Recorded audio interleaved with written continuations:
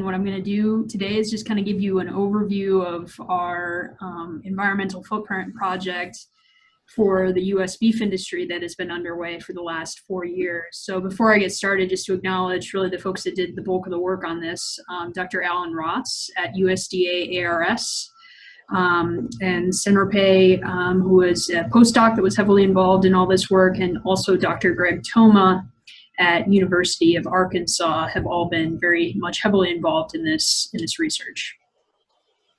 So just to get us started, kind of the overarching view in terms of sustainability, we are all pretty familiar, right, with the idea that we have a growing world population of increasing affluence, which means we're going to have increased demand for animal protein. As soon as people get more money in their pockets around the world, one of the first things that they do is try to improve their diet, and that usually comes or means actually increasing animal protein in their diet. So that is one of our realities, underlying realities in this situation. And of course, also we have a lot of concerns about sustainability from issues that are obviously a really hot topic is climate change, but also just land degradation, just land occupation of agriculture, and how we're going to feed ourselves in the future without exceeding any sort of environmental limits is definitely also a pressing concern at the same time. So when it comes to actually evaluating sustainability in agriculture and animal protein production and beef specifically, there isn't a lot of information in terms of more of a complete picture of US beef or other systems around the world from a sustainability perspective. So that's really been one of the impetuses or drivers behind this project. So with that said, like I mentioned at the top, greenhouse gas emissions and climate change has been really the focus of a lot of this attention about sustainability. But of course, that's just one aspect of sustainability. And really, our goal, and I think a lot of others in this space, has been realizing that we need to expand what we're talking about, include other environmental factors, but also other aspects that are important to sustainability, like economic viability, and any social aspects as too. Things like animal welfare fall under this very broad umbrella of sustainability. But what's on the screen, Livestock's Long Shadow is a report that came out in 2006 from the UNFAO, and that really has been a driving force in this space over the last decade, essentially, of the focus on greenhouse gas emissions and livestock production. This report put forward that 18% of global greenhouse gas emissions come from livestock production around the world. That has since been updated by the FAO to 14.5%. But that's a global percentage. That's all livestock, not just beef cattle. And it includes things like land use change, such as deforestation, which is definitely a pressing issue, but not an issue here in the United States in terms of beef production. So, and then this other picture down at the bottom is just out of Sweden. So a burger chain there that puts carbon footprints next to its different products, whether a veggie burger or a traditional beef burger. You know, there has been some interest in carbon labeling here in the United States and even in Europe in the past. Some of those efforts haven't really amounted to much in terms of changing consumer behavior because people aren't really sure what that actually means, right, in terms of carbon emissions per burger, per pound, and what that actually translates into. So with that background, the program for NCBA, and really this is NCBA acting as a contractor with the Beef Checkoff. The focus that we've taken with sustainability has been looking at life cycle assessment of the U.S. beef industry. So beef has a very complex life cycle. That little graphic down there at the bottom kind of helps illustrate that, from cow-calf production and feed production all the way to the consumer. There are many steps along the chain, and quite frankly, many, at least a couple of years, right, in that chain, that whole process of getting us from feed production or conception all the way to consumption in the beef industry. We also know that we have beef production all over the United States, and it can happen in very diverse conditions, right? We have quite an east-west, north-south gradient in the United States in terms of precipitation and other climate factors that can influence some of these inherent characteristics that drive environmental impacts. And so we need to actually account for that to get a more accurate representation of beef's environmental footprint in the United States. So really the objective of this research has been to quantify those important environmental impacts of beef production systems in the United States. And we broke the US into 7 different regions. I'll show a map a little bit later to give a more regional picture of beef cattle production, not necessarily to compare regions, but again, to more accurately represent our national impacts of the US beef industry. So this project really is a continuation of research that some of you on the webinar may be familiar with that was completed a few years ago of the first US life cycle assessment of beef, or what's called phase 1 on this slide. So this life cycle assessment looked at the same full feed to consumer impacts, but it was different in terms of it used the US Meat Animal Research Center in Clay Center, Nebraska, for all the impacts on the farm and feed production. So it was a good life cycle assessment, but those data that were pre-farm gated, as we say, all the cattle and feed impacts, really were specific to the US Meat Animal Research Center. We can't necessarily say that was completely representative of the entire United States. So with that in mind, that's why this regional approach was then taken up as soon as that first life cycle assessment was completed. So essentially over the last 4 years, what has been going on has been breaking up the US into these 7 regions that are on the screen. So Northwest, Midwest, Northern Plains, Southern Plains, Southeast, Southwest, which we did include even Hawaii in that, and then Northwest. So these 7 regions, what we did in terms of actually getting information was collecting information from producers themselves about the various production practices that they use in those different regions of the country, and then using that information from those surveys to actually model representative operations. So not necessarily using individual survey responses, but building representative operations based on that information we gathered from producers. And then using those regional values, and what I'm going to present today is really partial life cycle assessment. So these are the impacts just to the farm gates, and the rest of the supply chain is actually what we're working on right now, from packers and processors, again, all the way to the consumer. So in terms of that process of collecting information from ranchers, from feedlot operators around the country, essentially it was a combination of both in-person visits and online surveys. And just some definitions that are on the page here in terms of ranch and feedlot, how we were defining those. All ranches were considered all of our cow-calf stocker operations, or any operations that actually did cow-calf all the way to finishing, we classified as ranches. There's obviously, in addition to a lot of practice differences and regional variation across the United States, there's a lot of terminology differences. So you're not going to hear a lot of people refer to their operation as a ranch back in the eastern US, but for the simplicity of this project, we just use that standard terminology across the entire US. So feedlot operations were more of our actual backgrounding and finishing operations where animals would be in confinement. And in total, over those 4 years of this process of collecting survey responses, and all these surveys actually are published as well in the Professional Animal Science Journal. So if you want to check those out, they're open access. You can search for those. But we received around 2,300 survey responses. And in terms of visits, you all can see on the slide there, we did a lot of in-person visits for each of these regions as well. To just collect further detailed information and make sure our survey results were reflecting reality. So in terms of that farm gate analysis, as I mentioned earlier, we used that information and then developed representative operations. So these representative operations took into account the major sources of variation, so size, soils, climate, including those operations that use dairy animals or coal animals. We accounted for that in our analysis because the dairy industry in the US is a significant portion of beef production.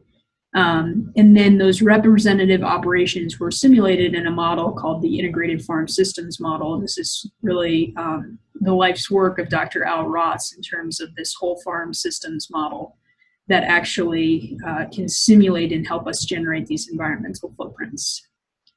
So this model can both simulate our more confined situations as well as more of our grazing situations.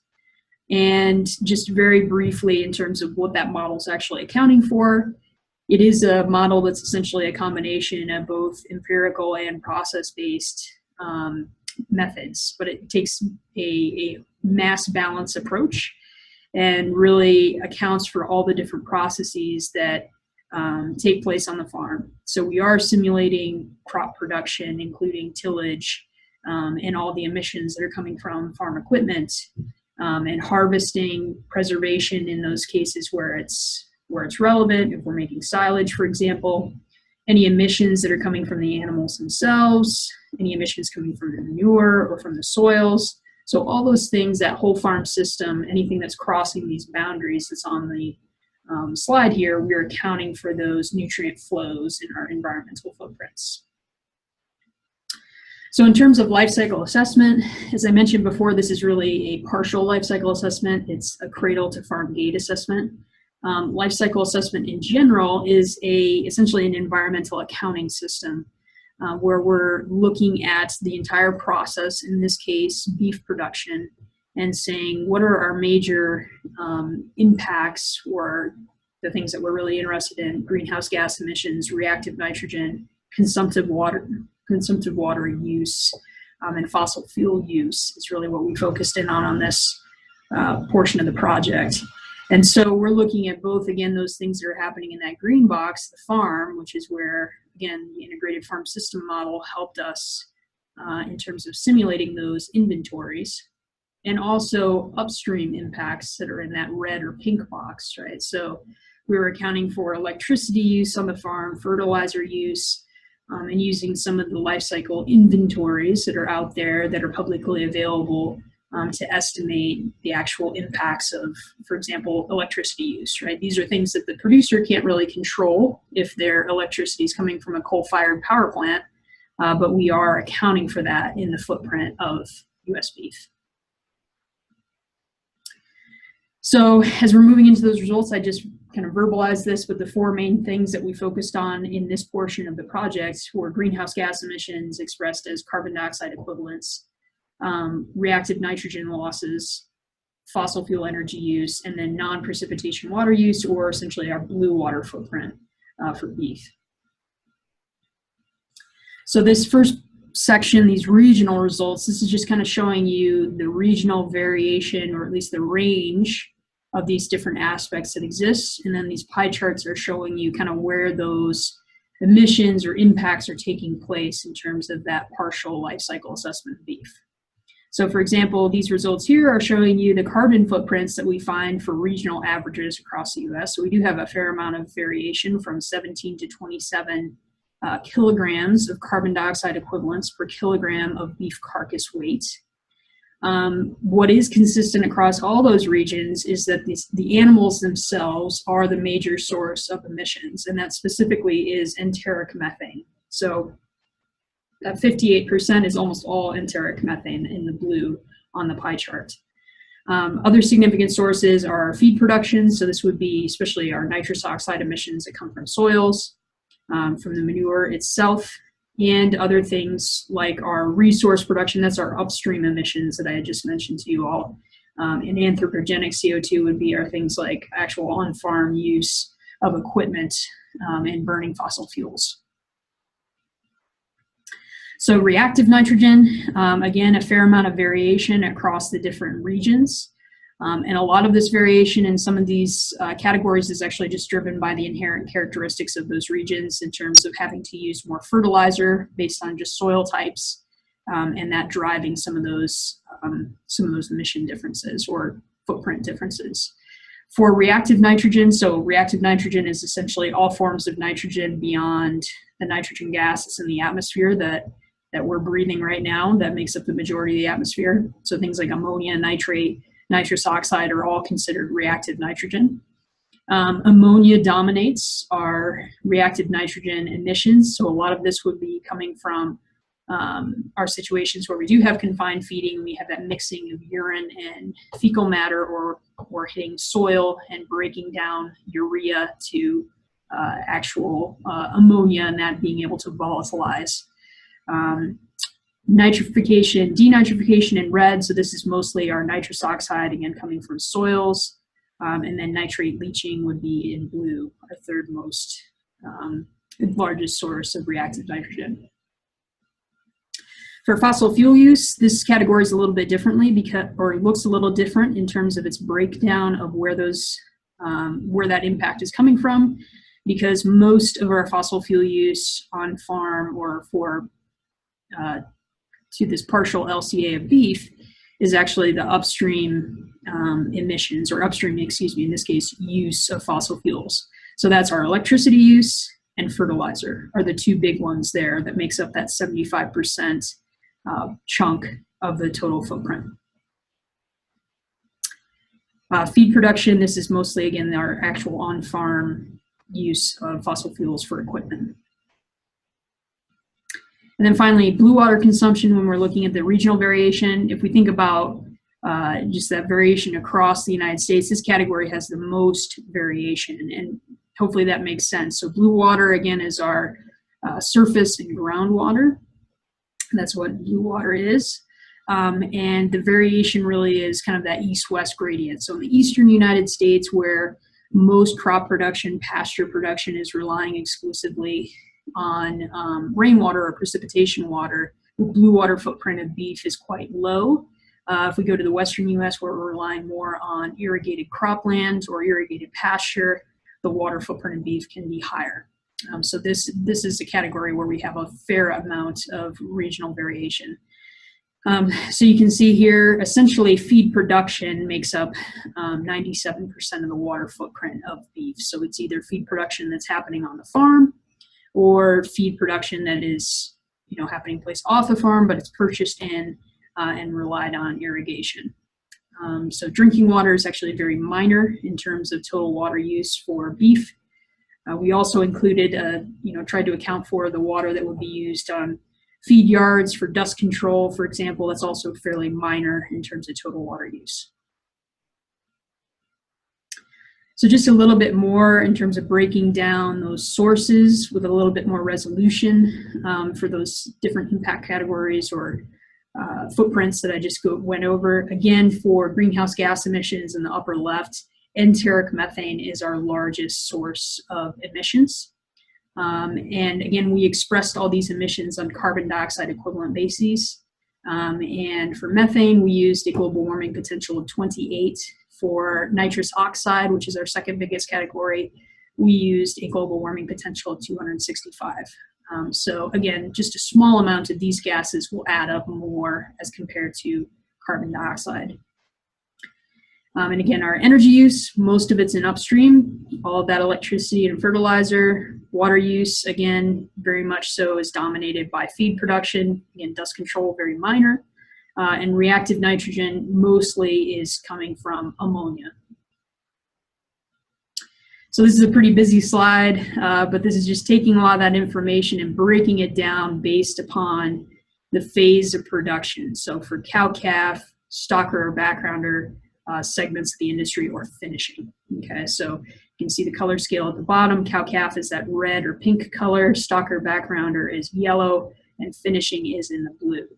So this is just looking at these different sources within each of these footprint categories, from greenhouse gas emissions to fossil energy use to blue water use and reactive nitrogen, and showing where in the phase those are really coming from. So one of the things that probably stands out for most of these impact categories, especially in the greenhouse gas emission space, the cow-calf segment of the beef supply chain actually dominates. This sometimes surprises people. But again, it's really driven by the fact that methane represents the biggest chunk of our carbon footprint. And just based on, one, the diet of the animals, eating a higher forage diet and emitting more methane per animal, but also just the number of animals, the fact that we have to have our supporting herd of cows means that that segment of the industry tends to produce more of the greenhouse gas emissions. Again, a lot of this is similar for most of our impact categories. We have some differences, of course, in things like manure handling. If we think about the cow-calf phase of U.S. beef production, there's very little management of manure that's going on. So fossil fuel energy use with the tractors, skid steers, payloaders that we use to handle manure in the United States is happening more in those segments of the industry that are more confined. So again, lots of information on that slide, but just kind of an overview of the distribution among the phases. So that's the regional approach. We also tried to scale this up, or not tried, we did scale this up using USDA-ARS data to weight, how much beef production is happening in each of these regions and give us a national picture of the total impact in all 4 of those categories for U.S. beef production. So some of those results, if we look at greenhouse gas emissions, in terms of total greenhouse gas emissions, and again, this is using different global warming potentials than what the EPA uses, so it's not perfectly comparable to the EPA's inventory if you're scribbling these numbers down to compare it. But we emit around 243 million metric tons of CO2 equivalents in the U.S. beef industry. And what this pie chart is showing is kind of breaking out where those emissions are actually occurring. And again, if you're familiar with the beef industry, this distribution is probably not surprising, right? In terms of it reflects where animals are in the United States. So in the Southern Great Plains, where we have a significant portion of cows, but also cattle feeding, that is our single biggest contributor to our greenhouse gas emissions in terms of region. But the Southeast is also a major contributor. One, if you recall that map I showed you earlier, we had a pretty broad geographic region that we accounted for as the Southeast. But also we have a significant portion of the cow herd that is in that region. And again, that because of that methane aspect of our greenhouse gas emissions, that makes a lot of sense that it's around 21% of our total emissions come from that region. Reactive nitrogen loss, these percentages are very similar to the prior slide. Again, it really just reflects where the animals are actually housed in the United States. In the Midwest, kind of having that a little bit bigger representation because we have more cattle feeding there. And again, that ammonia from confined animal feeding will contribute more to reactive nitrogen emissions.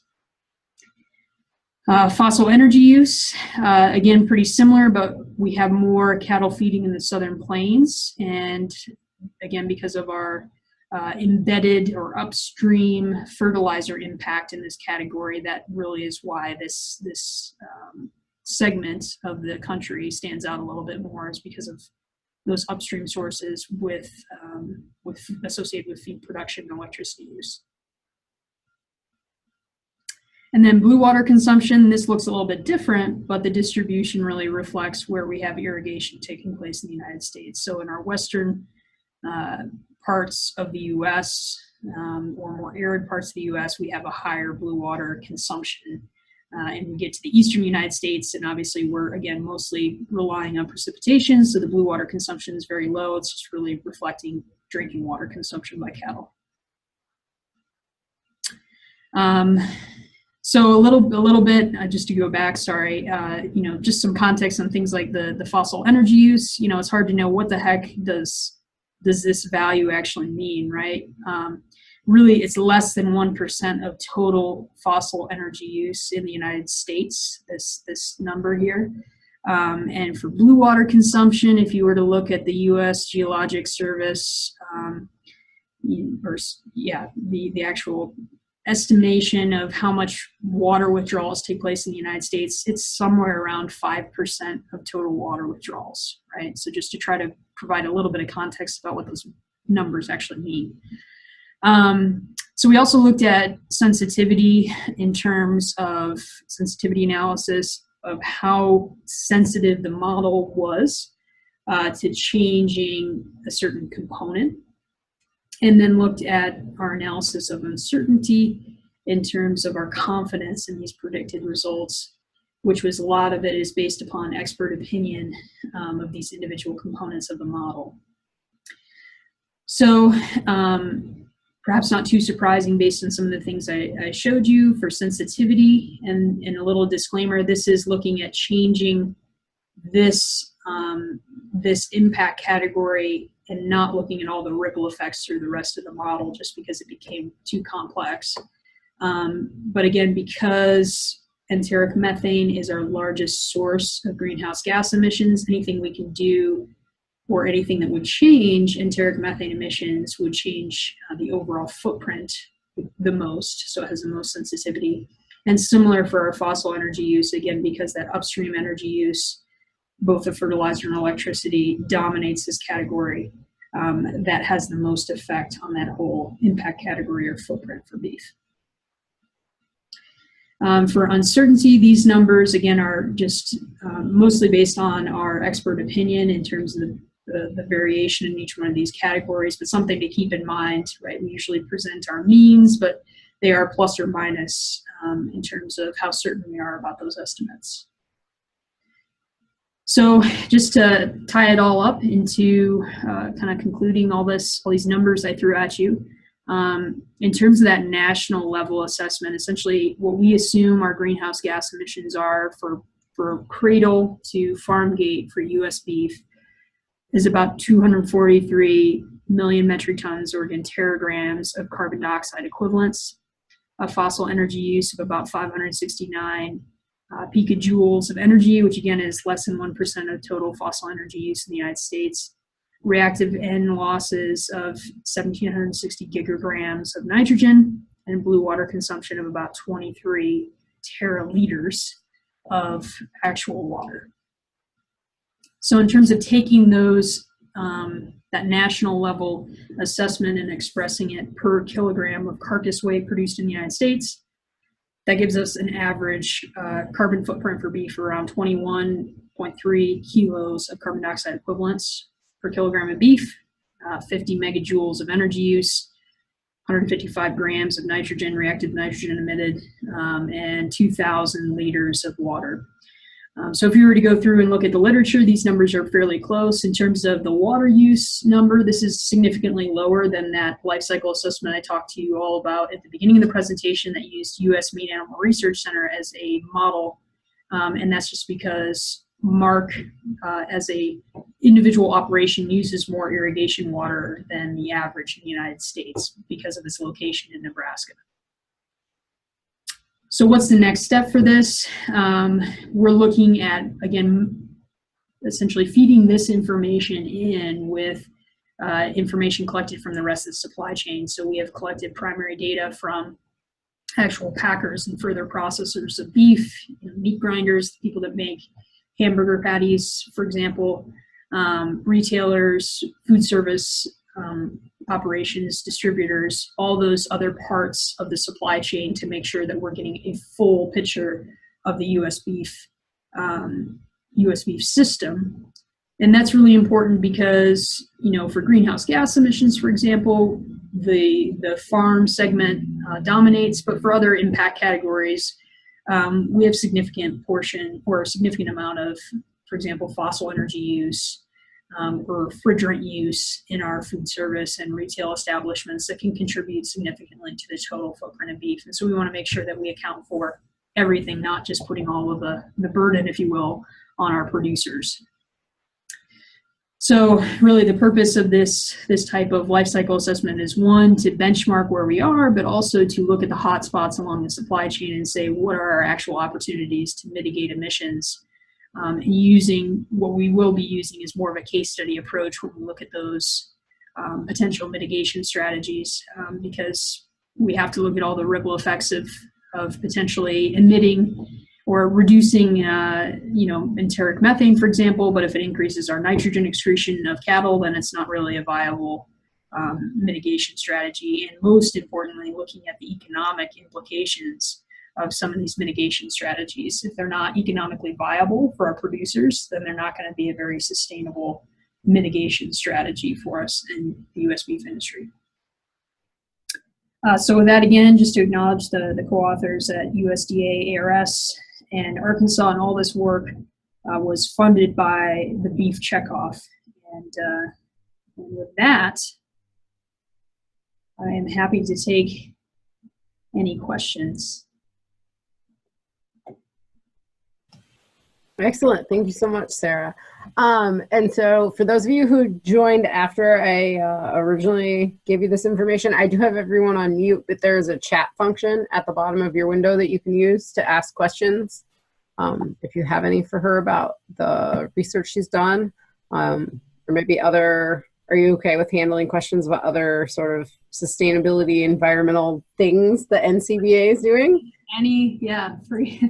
Open forum, whatever questions you have. Okay.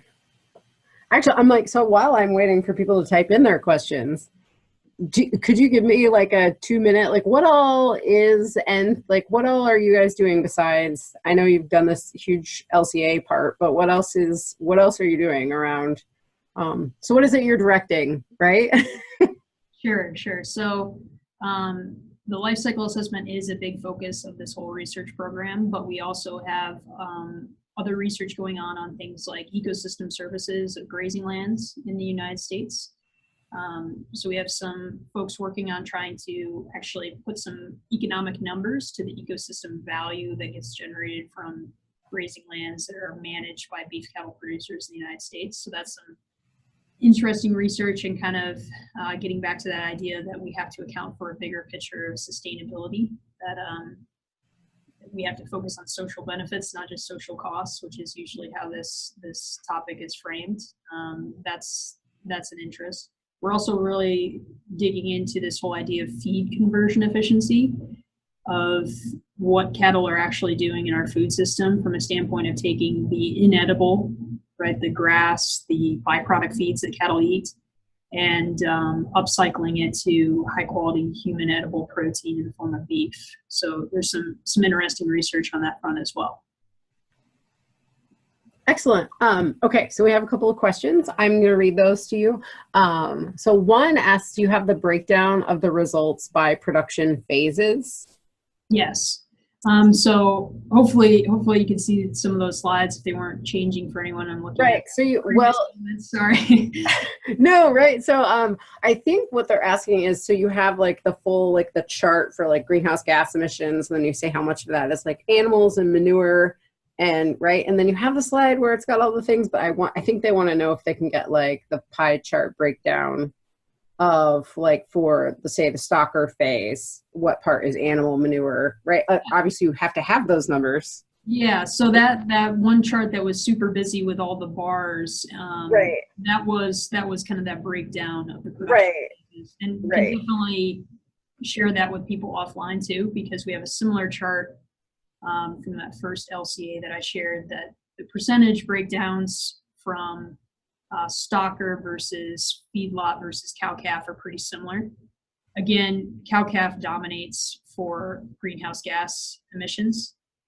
right. And that's, again, I think their question, and we can talk about this offline because this is one of the people on the Grazing Cap project. Okay. So it's a research-based question. I think the question is basically like, how does that break down for, say, like the stocker part of the like thinking about in terms of looking at what is the breakdown of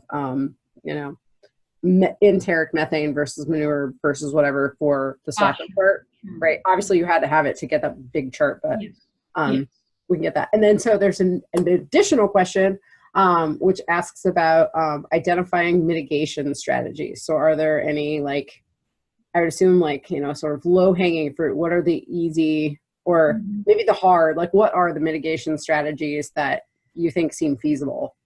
Yeah, so actually that work is just getting started right now. And as I kind of alluded to, we're taking an approach of doing more of a case study look at it, rather than trying to model like all that complexity that we just showed you to do a whole US-wide situation. So it really depends on what impact category we're looking at. For like things like enteric methane or just greenhouse gas emissions, or actually any of the impact categories, some of the mitigation strategies aren't straightforward in terms of trying to directly mitigate those emissions themselves, but rather looking at how can we improve the productivity of the system.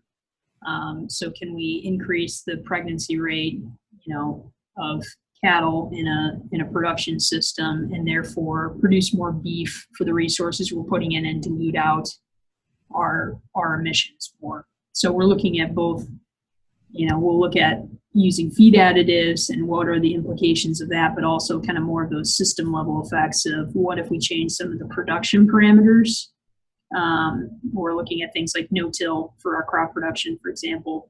What are the impacts, the ripple effect impacts throughout the whole system?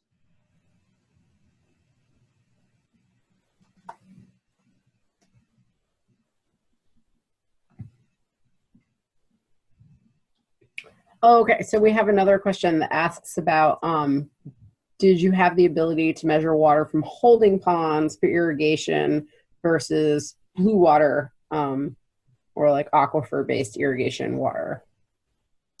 Yeah, so that's a good question. And we kind of, the other thing that we thought about that was with even the water used for dust control, right? A lot of that is also recycled water. It's not necessarily being pumped out of the ground.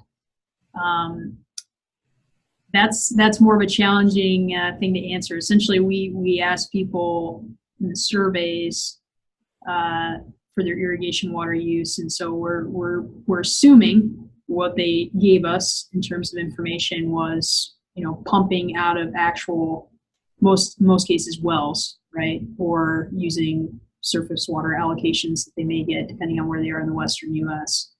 But that's a great question, and that's one of those things as we think about when we do this benchmark update again, digging in more to those details, so we're accounting for the fact that some of this water may be recycled.